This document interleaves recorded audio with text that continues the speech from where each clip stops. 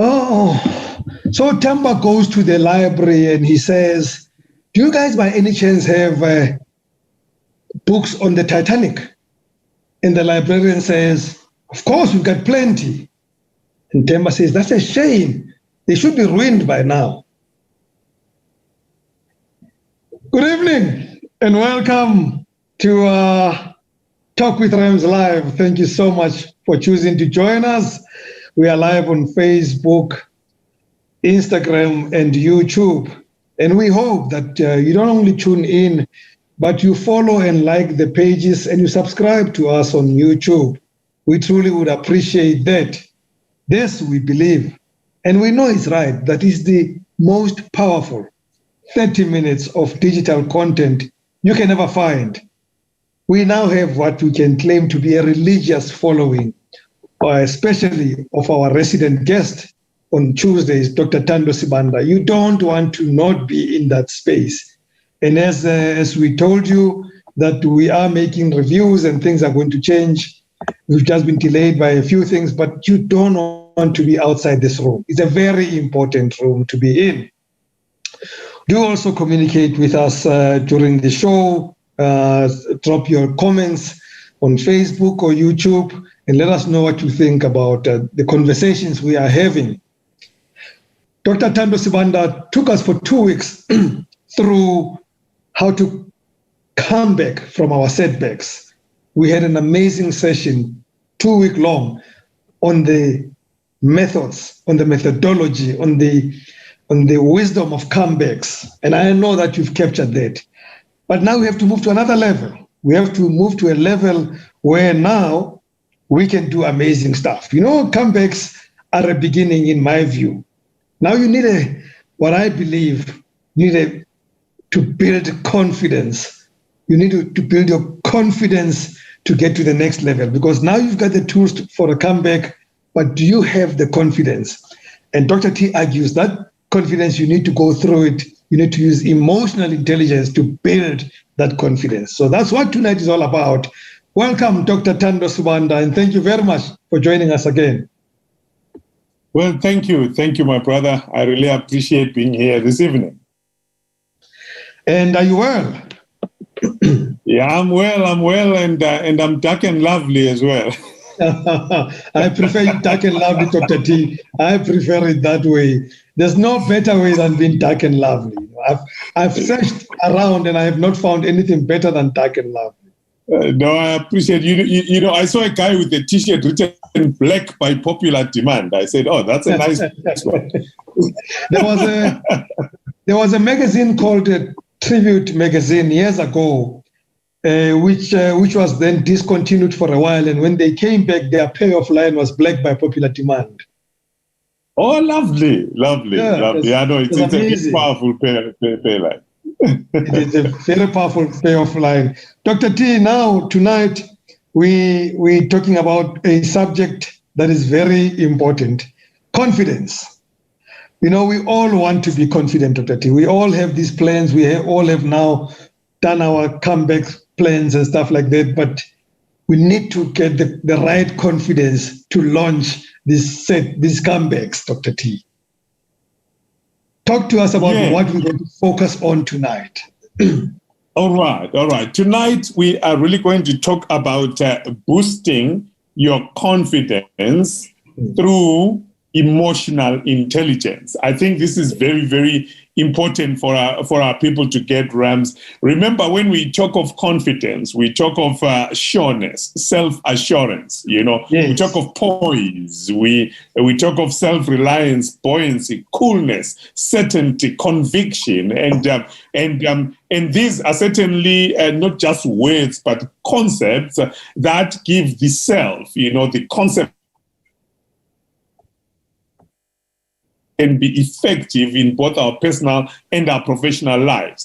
And to do that, we've got to really go deep and learn about this concept called EQ, emotional intelligence. It's very, very important that we develop that. I know a lot of people know IQ, your intelligence quotient, but people don't quite know the actual bandwidth that drives a successful life. It's a very, very solid EQ. And that's what we're going to be talking about today, and how then that speaks back to boosting our self-confidence, our self-surety, our poise in life and work. In layman's terms, Dr. T, what is EQ? I mean, how do you define it to me in such a way that I understand it? All right. Let me break it down a little bit. I'll give you first of all an example, and then I'll come back to the definition. You've probably witnessed people either as individuals or within a work context who display great skill beyond their traditional cognitive or intellectual reasoning ability. More than likely, you've also seen people who, despite having some great cognitive capacity, they have a lot of deficiencies, gaping deficiencies as well.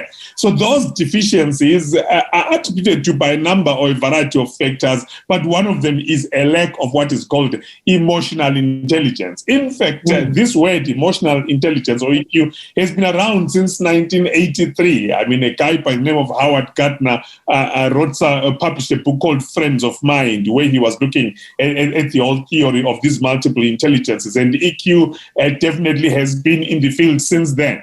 So now when we talk about emotional intelligence, right, that word, remember the word intelligence speaks of acumen, aptitude, and astuteness. So the definition of emotional intelligence is the ability to manage ourselves and our relationships with others so that we can live our intentions and reach our goals.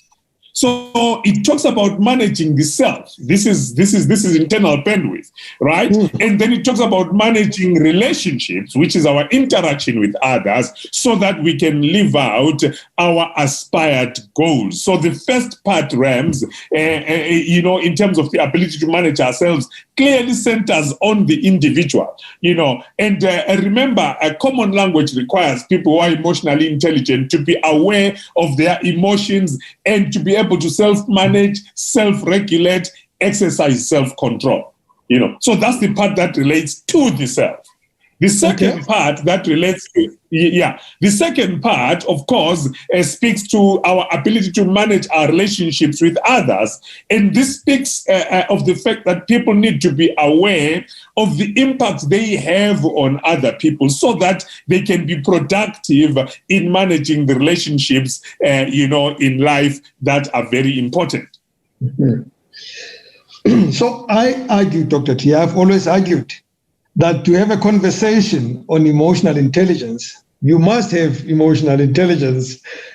So I'm hoping everybody who's joining us tonight has the right EQ to handle what is going to come out tonight. So let's talk about then, Dr. T, what are the advantages of emotional intelligence?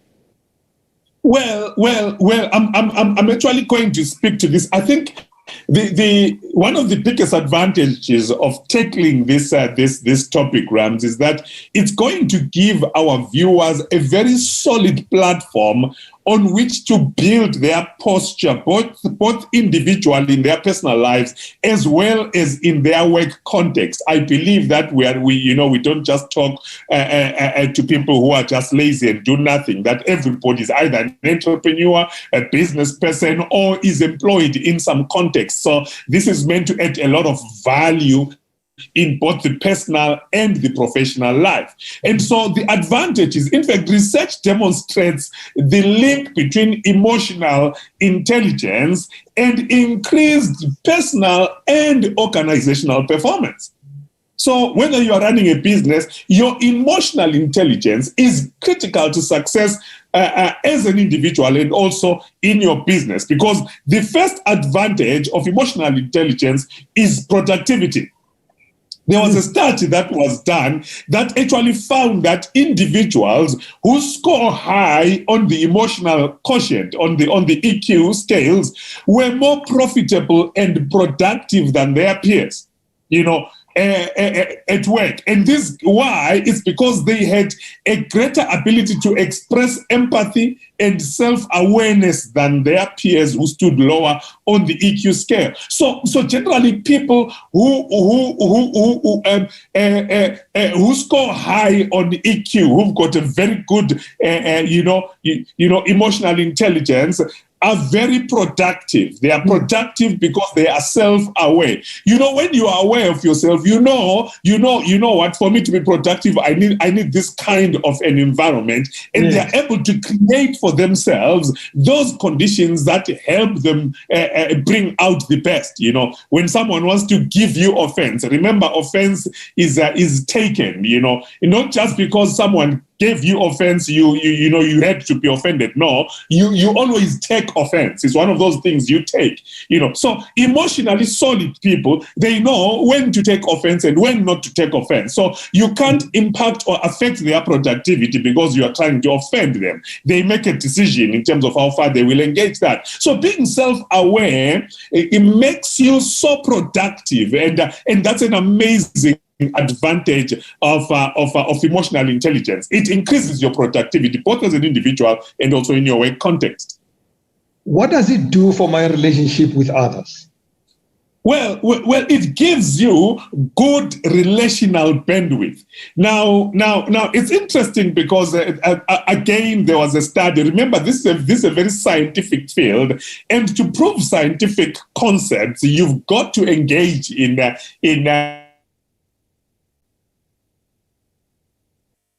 so that it's not just ideas, or untested theses that, or rather, untested theses that are just being put out there, So good EQ gives you good relational bandwidth. In fact, a study that was done as well showed that businesses whose owners had a higher EQ, they earned revenues and experienced higher growth. Well, what was the science behind that? Well, it's because they were good at fostering a healthy relationship with their staff members as well as their customers. It comes back, an emotionally solid person, someone with a very high EQ or a very solid emotional intelligence, is able to build good relational, dimensions with their colleagues at work.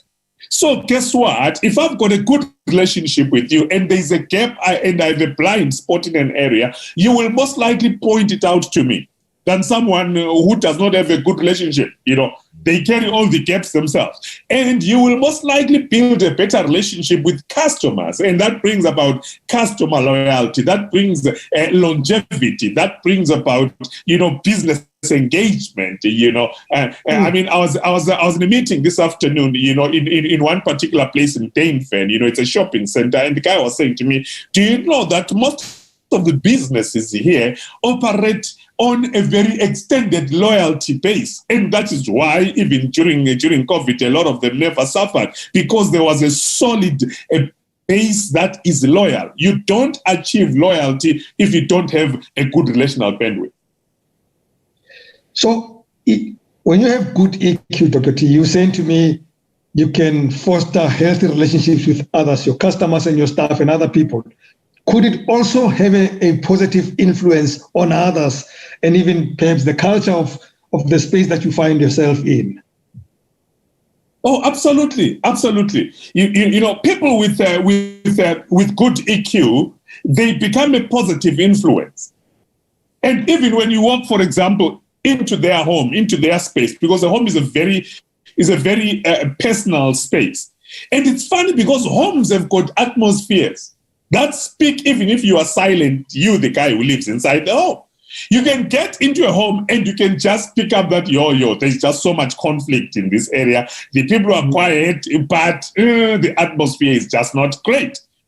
And just the little words and the little relational, again, you can walk into a business atmosphere. I consult a lot for companies, and I walk into different business environments, and you can just tell by the body language of the people, by the words and the phrases that are used, and just by how people relate with it, you can tell, okay, here the atmosphere is not great. And so people with solid EQ have a positive influence on the culture of the space that they operate in, whether it's a relationship space in a home setting or it's a workspace in a business setting. Truscott found that emotional intelligence is 2 times more accurate as a predictor of performance than cognitive intelligence, right? And so it predicts success beyond the employee's skill, knowledge, or ability. You can tell, oh my God, this person is so solid emotionally that they will be more successful than just basing it on their skill. So it's a very good predicator for positive influence. So you're actually saying that if in my business, therefore, it would also be then great for my business growth, for customer satisfaction, because it is a great predictor of performance. Oh, absolutely. In fact, this study that I'm talking about, Rams, found that emotionally intelligent managers, within a business concept, are responsible for a 34% greater annual profit growth. Why? Because they foster increased customer satisfaction, and therefore they've got a higher retention of customers. And we're talking of studies that have been done as early as 2003. Ruben Baon and Getu Ome did these studies over a protracted period of time. And they found that people who are emotionally intelligent, they retain customers, they retain relationship, and therefore, because they do that, guess what? The business grows over time. So it's really, really great. A friend of mine, Dr. T, who is also your counterpart, he used to be on this show doing a lot of work on customer service. He used to say that emotional intelligence is the same as being ethical. He says if you are emotionally intelligent, you are an ethical person. You will never shortchange others. Is that true? Oh, that's so true. That's so powerful, because emotionally intelligent people, they don't self-sabotage. Remember what you project to the rest of the world, first of all, starts within you. So emotionally intelligent people are very, very ethical, and they make ethical decisions that are critical to the long-term success of any individual matrix or any business for that matter. Remember, a business is the practical working out of an aspired vision. Very few businesses exist outside of an aspired personal vision. So my business comes out of a desire to serve and develop other people. So the vision of the business starts with me. So if I'm ethical as an individual, guess what? I'm going to advance all of those qualities into whatever I choose to do in the marketplace. That's why you don't find an honest guy, who genuinely cares about people and about his community, becoming the guy that then destroys it, becoming the mafia in the community. No. A business is an extension of the self. And so longevity through ethical decision making is very much a hallmark of people who are emotionally intelligent. Well, that's the good news, Dr. T. The bad news is that we don't join you to listen to these wonderful things and definitions. We join you to improve ourselves. So I'm sure that most of us listening to you now want to know, what does a lack of EQ do? What are the challenges? How does it present itself to us? How does it affect individuals and organizations? Wow. I think we're going to step on some toes. Are you okay with that? What's new? You are Dr. Thando Sibanda. That's what you do for a living. Imagine getting a paycheck by stepping on people's toes. All right. So a lack of emotional intelligence can really limit an individual. It can limit your ability to get results, and this inability, by the way, can limit, derail, and become a very, very big challenge in your own personal life as well as in your professional life. Let's just go through some of the ways in which EQ, presents. And by the way, if you identify with this, just post on the comments, ouch. So number one, Rams, a low EQ presents as insecurity. A low EQ presents as insecurity, right? So here, this is it shows up very much in someone who loves to tell everybody else what to do, and they find fault with something when they are excluded from it. Have you ever seen those guys that if they're not included in something, they've got everything negative to say about it, even if it's not a bad idea? They will crush it because they are not a part of it. There's an old joke, sorry, Dr. T. There's an old joke of a blind guy who always complained about the food rationing, and every time he would get his food, he would go through it with his hands and say, and he would have a thigh maybe of a chicken, and he'd say, "I'm sure all of you have full chickens on your plates." So I feel like that's the kind of guy we're talking about here. That's the best. I'm going to use that. I'll accredit you twice. The third time, it's going to be my own joke.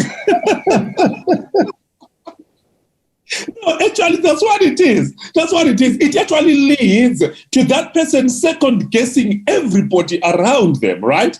And then the challenge is that it ultimately leads to people leaving you or avoiding your circles because you are so insecure. If you are not included in something, or if you don't know the details of something, everybody who's doing that becomes an enemy. I'm sure you've seen people like that. I've definitely seen people like that. If they are not the center of something, they would rather not have it at all. That's insecurity. When they're insecure, Dr. T, I also then realize that they also become antisocial. Oh, absolutely. That's the next way in which actually low EQ presents. These are people who avoid others, right? And even within a work context, they will choose to go to the bathroom or to the tea station when everyone else has left, type thing. They make no effort to build relationships or even get to know people by name. Sometimes you relate with someone who knows almost everybody by name. That's a person with a very, very solid EQ. But some people, they only know themselves and their kids by name. Everyone else, it's not that important. Now, imagine having a leader like that. Imagine having a partner like that. Imagine having a manager like that. They say people don't leave organizations, they leave people. If you don't make an effort to extend the relational hand around you, people start avoiding you and people start leaving you in whatever context you find yourself. I play golf, Dr. T, a lot, and therefore I belong into groups. And I have also found that there are people who, every sport is competitive, but I found that there are people who become unreasonably competitive. And for me, I tend to think these people they don't have the right EQ because their competitiveness becomes even self-destructive, not only destructive to our relationships, but destructive to them. Am I right in that observation? Oh, absolutely. Unreasonable and competitive selfishness. And that word selfish, by the way, actually is the word self and ish. So it's selfishness. It's an unhealthy focus on the self.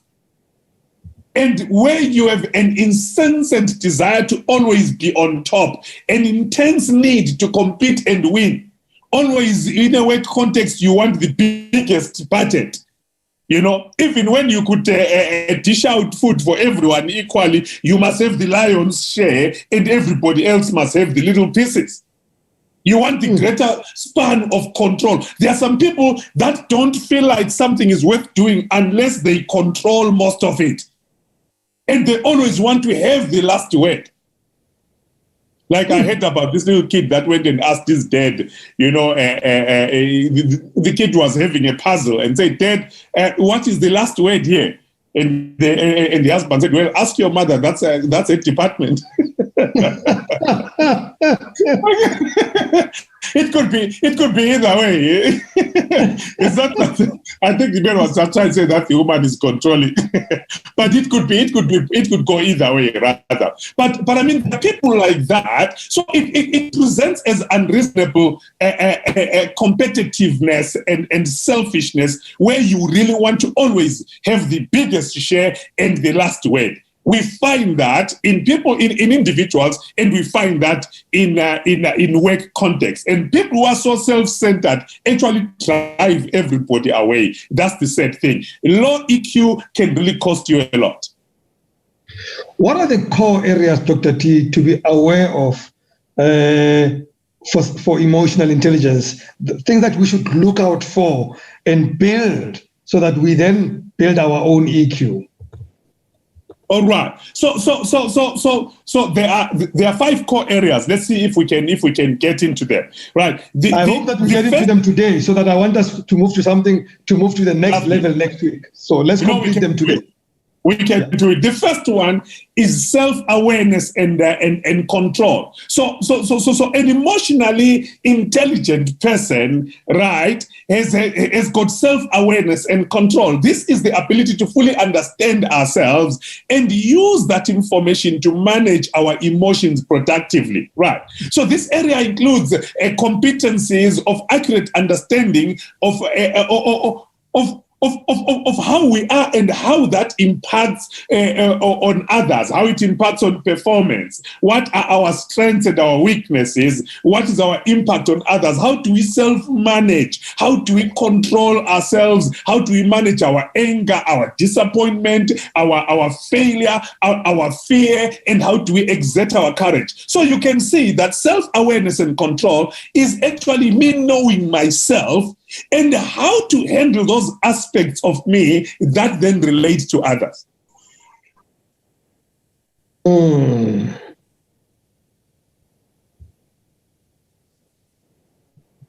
Right.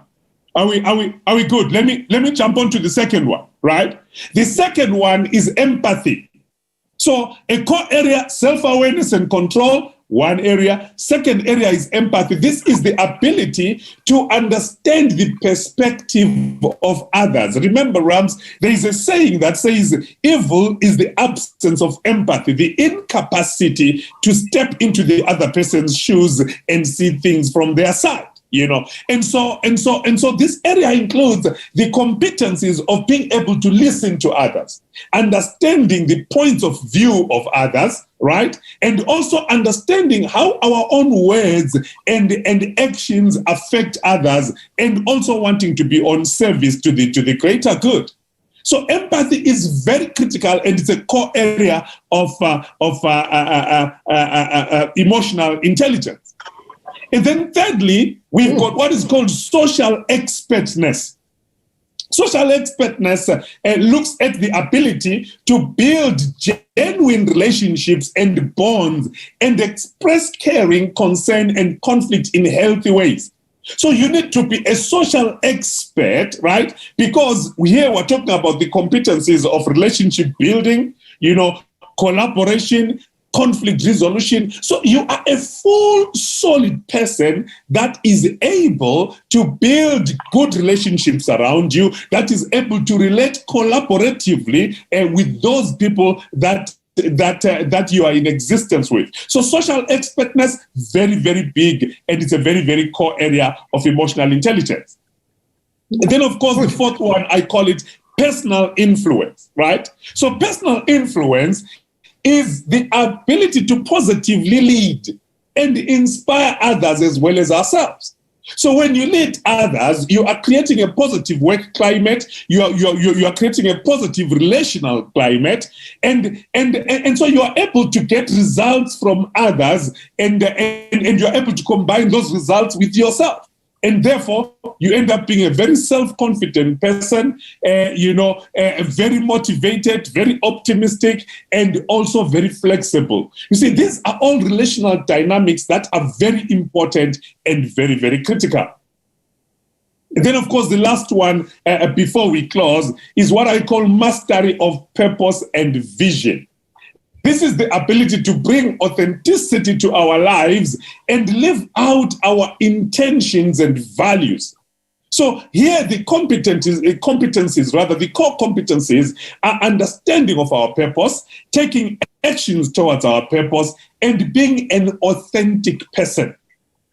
I think it's very, very important that we master that. If the area of purpose and vision is very, very critical. If you are an emotionally solid person, if you are someone with a very high EQ, you are able then to master your purpose, to master your vision, and you end up avoiding a lot of what I call detours to destiny.